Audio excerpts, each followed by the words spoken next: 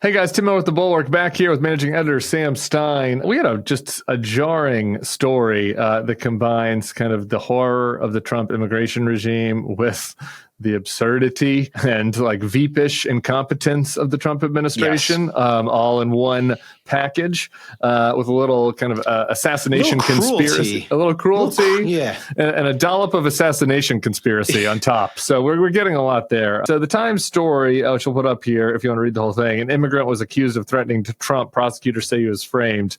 Here's the short of it. We have an undocumented immigrant in Wisconsin, and the Department of Homeland Security put out a press release saying that this person had threatened to kill the president and then self-deport myself back to Mexico. Kristi Noem went on to saying, thanks to our ICE officers, this illegal alien who threatened to assassinate President Trump is behind bars. Here's the problem. The guy, Ramon Morales Reyes, was not the person who wrote the letter threatening to assassinate the president. It was another guy, Demetric Scott, who is apparently a thief. And he was going to, be going to trial for an alleged robbery charge. The Milwaukee County prosecutors have called in Reyes to testify against the thief. I guess he had been an eyewitness. And so Scott, the alleged thief, decided that one way to silence the person that was going to testify against him was to write these letters threatening to assassinate Trump and pretending to be the undocumented immigrant, and then saying in the messages like I'm That's why the letter said, "I will deport myself back to Mexico." It said that because he wanted them to know, FYI, blinking light, you Trump administration, you hate these immigrants, you hate the Browns, like go after this guy. And Kristi Noem bought it hook, line, and sinker. I mean, that's the thing. That's the story, that she bought it hook, line, and sink. The stupidest setup. I mean, actually, it's not that stupid. It's kind of like perversely disgusting, but whatever. Like to be duped that quickly and then to run out to the cameras and be like, we got him. Like, and then to not admit it just shows how excitable they are, right? Exactly. Yeah. Just anything to like get in front of a camera and to issue a press release and to talk about how you're doing God's work by deporting these people who are threatening, the president. And then to have no fucking shame, or I would say to have no confidence to admit that you screwed it up and to just try your best to restore balance. They've not done anything like that. In fact, the press release they put out with the forged note, it's a forged note, is up on the DHS website currently as we speak. I mean, think about that. They know this note is a forgery used to set up someone in a criminal conspiracy, and they're not even taking it off the government website. No issue, no correction issued. They're just going to let it ride.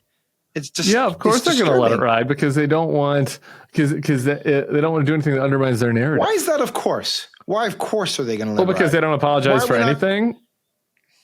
Yeah, but shouldn't we hold them to some standards? We should. I'm just saying that. It's of course because it's not surprising, right? Because they don't want anything to undermine their narrative, and they don't really care it was a forgery. They were using this as a PR thing anyway. Do you think these folks were really concerned that the blind letter accusing an assassination, that person was going to come after Trump? I mean, the real threats to the president. If you're an actual person that is going to try to assassinate the Trump, you don't write dear sir, I'm an illegal Mexican man, and I'm coming to get you. Here's my address. Come get me first. Yeah. That's just not legit. So it was never a legitimate thing from the start, and they were just using it for PR purposes. And look how else they're using it to try to intimidate people. This was in the press release. All politicians and members of the media should take notice of how these repeated attempts on President Trump's life and tone down their rhetoric. Just this fake, you guys need to tone down your rhetoric. All right, I'm being sanctimonious about this. It is what is behind all of the reason why they have to do cloak and dagger about the assassin and the legit assassin in Butler, and kind of pretend, how they play these word games where it's they were going to get Trump. They were going to get the Trump because they want to make it seem like these shadowy, far leftists or immigrants or, Palestinian sympathizers were the ones going to have to get Trump, when really it was just some white guy that was looking for attention, right?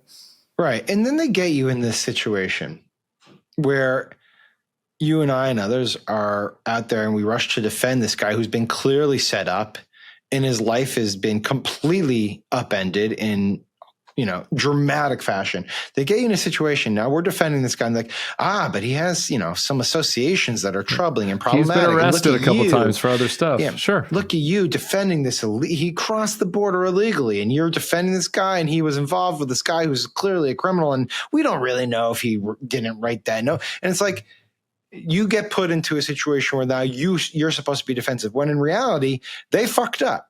They made the big mistake. They should own up to it. And, this is happening all the time where it's like, someone took the wrong turn on a road and didn't have their signal on and they pulled them over. It's like, they're out of the country. And it's like, is this really what we're going to base deportations on? These petty crimes, or in this case, a completely set up crime? It puts you in an incredible bind if you want to defend the system.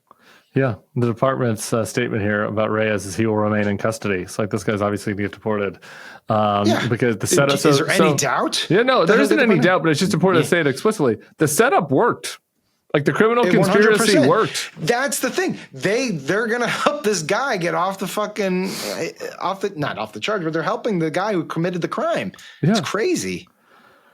Ugh.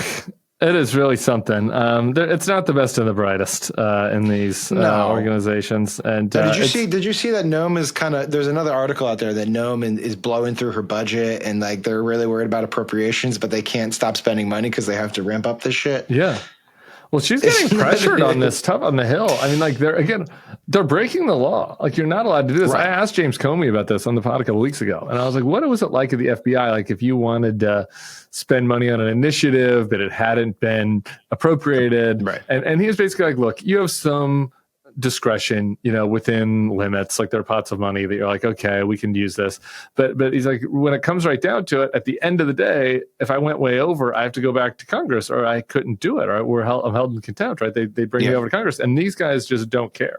So Kristi Noem is like way overspending her budget, and like the whole on a bunch of stuff that is largely farcical. I mean, and really cruel as well, but also a lot of fuck ups. A lot of fuck ups and photo ops and trips to the border that totally are necessary. Dress up at down in El Salvador. It's like it's just show. It's all designed to get press releases. Yeah. Marsha Blackburn I saw popped in on this as well. So there's a big. What did she say? She was also like, we have to get out this migrant that was trying to assassinate President Trump. I mean, so like there was a follow-on effect of this too, because that's what they want out there. But I will just encourage people. But this puts you in. You should be on guard for any announcement that they make. You just have to be, because you can't really take what they say at face value. No, you should verify and authenticate and be skeptical of it. Doesn't mean that they're not going to be right. They might be right. But like you can't, anytime they have an announcement around this stuff from here on out, and probably beforehand, you need to be skeptical of it. Yeah, judges and courts are finding that out as well. Sure. Okay, brother. There's another update for everybody. Subscribe to the feed. We're monitoring this stuff, so you don't have to. And we'll be back here soon, I'm sure, with more Elon drama. So we'll see you all then. Probably. Hey guys, it's Tim and Sarah. We're here with my frenemy, John Lovett from Love It or Leave It. June is Pride Month, and we're going to be live in D.C. on June 6th for World Pride for a very special live show fundraiser featuring the three of us, plus some gay special guests. Crooked and the Bulwark will be donating the proceeds from this fundraiser to the Immigrant Defenders Law Center to support Andre Romero, the makeup artist who the Trump administration wrongly disappeared to El Salvador and who is currently being held in Secot. Go to crooked.com/events. And we will see you all on June 6th.